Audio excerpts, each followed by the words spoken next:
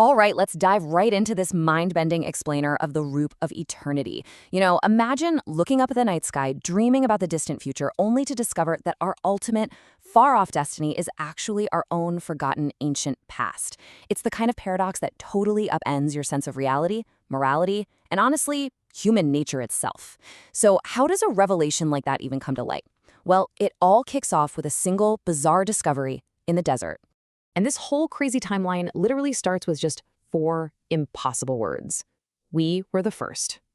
These are the exact words Dr. Elena Voss just kept muttering on loop in the year 2047, right after she lost consciousness.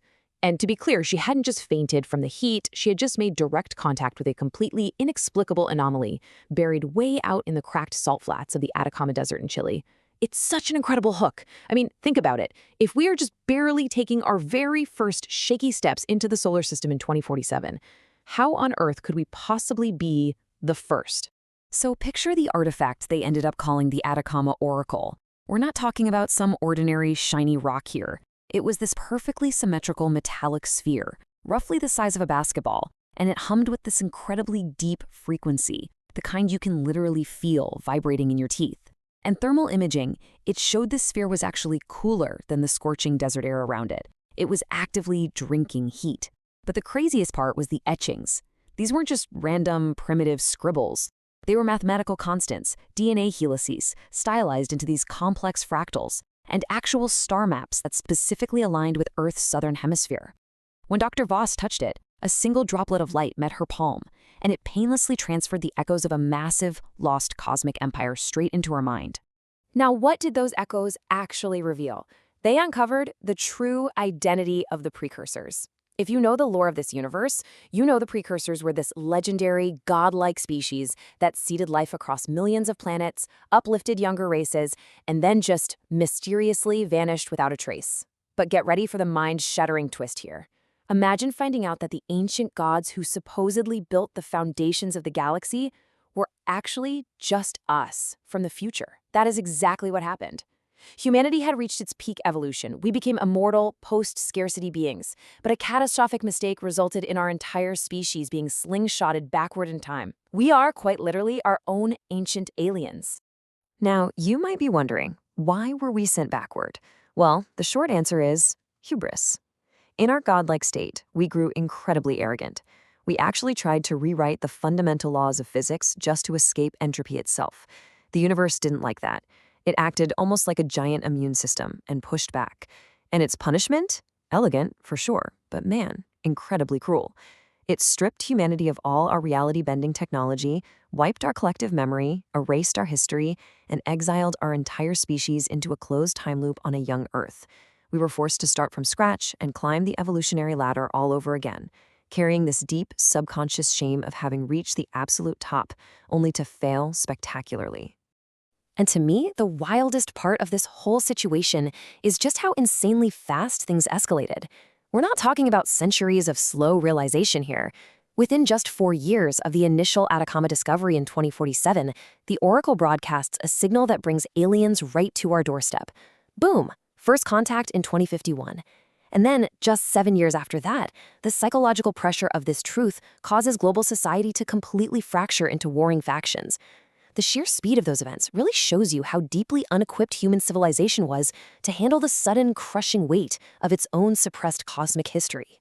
Which brings us right to 2051, first contact. But instead of the classic, terrifying hostile invaders you'd expect, we get the Precursors, who frankly look like giant iridescent space otters.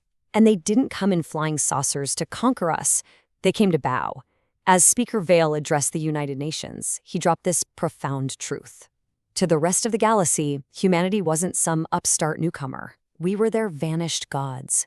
We were the very beings who had brought them out of the Dark Ages. So, how do we react to that? Well, not great. The psychological weight of this massive cosmic demotion absolutely shattered society. We bounced from brief, intense religious fervor straight into crippling existential dread. Nations that had been excitedly planning space expansion, they suddenly froze. I mean, if they were actually deposed gods who committed a crime so terrible it broke the universe, what right did they have to return to the stars? That immense shame of a failed past led to global chaos. We saw major city riots, completely crashing global markets, and just a skyrocketing sense of global despair. Now, as Dr. Voss kept interfacing with Oracle, she finally uncovered the exact nature of our ultimate crime. Back at our peak, the human precursors had figured out how to collapse probability across the multiverse. And the crazy thing is, our goal was actually kind of noble. We just wanted to ensure that every possible timeline favored intelligent life. But we miscalculated. Horribly. By playing God and acting as this unchecked multiverse immune system, we accidentally erased entire branches of reality. Billions of potential civilizations were just snuffed out, unborn. It was an act of staggering, catastrophic arrogance. But right in the middle of all this crushing guilt, something amazing happens. The very species we abandoned offers us something profound: grace. Out on the planet Proxima Centauri B, a completely guilt-ridden Elena asks Speaker Vale why the Crixari don't absolutely hate humanity for our hubris. And Vale's response? It is a beautiful lesson in perspective. He basically reminds her that past failures don't have to dictate the future. Humanity had given them everything, taught them not to fear the dark. His words offer this absolutely critical shift in how we view the time loop. It's not just a prison anymore. It's a profound test of character.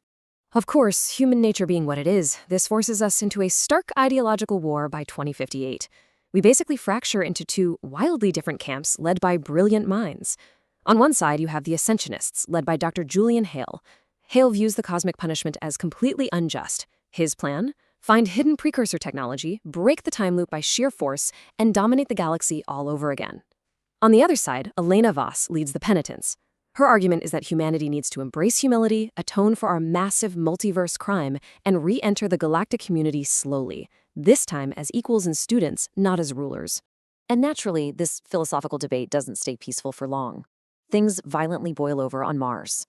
Right beneath Olympus Mons, a dormant vault of precursor warforms is discovered. We're talking about machines literally capable of cracking planets in half. Hale's Ascensionists immediately try to activate them, which unfortunately proves that humanity's destructive, power-hungry instincts are still dangerously alive and well. It kicks off a deadly skirmish where 12 humans actually die. And the crisis is only barely averted when Elena physically touches the central console and speaks in the ancient precursor tongue to shut the vault down, essentially locking humanity out of its own devastating past. After that disaster, Hale is exiled to an orbital prison. But his bitter parting words are seriously chilling. The universe doesn't punish strength, it fears it. That quote right there perfectly captures the terrifying allure of human arrogance. It really highlights that deeply ingrained part of our psyche that just demands control, dominance, and immediate gratification, even right after seeing the catastrophic results of playing God. It shows exactly what the universe was trying to correct with the time loop in the first place, and why passing this test is just so incredibly difficult. But hey, hope actually does prevail here.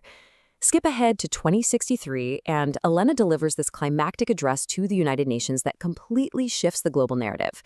With the Oracle literally hovering right behind her, she tells a traumatized Earth that the time loop isn't some inescapable punishment or eternal damnation.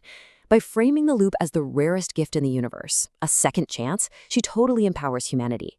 She makes it clear that we have a conscious, daily choice. We can either repeat the mistakes of the fall, or we can deliberately choose to build a kinder, slower society that is actually worthy of the legends those younger alien species tell about us. Fast forward a few decades, and we actually get to see the beautiful, tangible results of that choice. It's the year 2104, and humanity is launching the Odyssey 2. But this time, it's not filled with warforms or conquerors. It's carrying diplomats, scientists, and artists.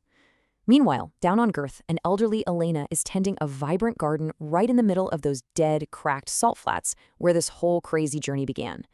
And the buried Oracle, it now bears a simple, multilingual plaque that reads, "We forgot, we remember, we begin again." It is just a breathtaking image of a peaceful, deliberate humanity taking its first careful steps into a future it had already lost once.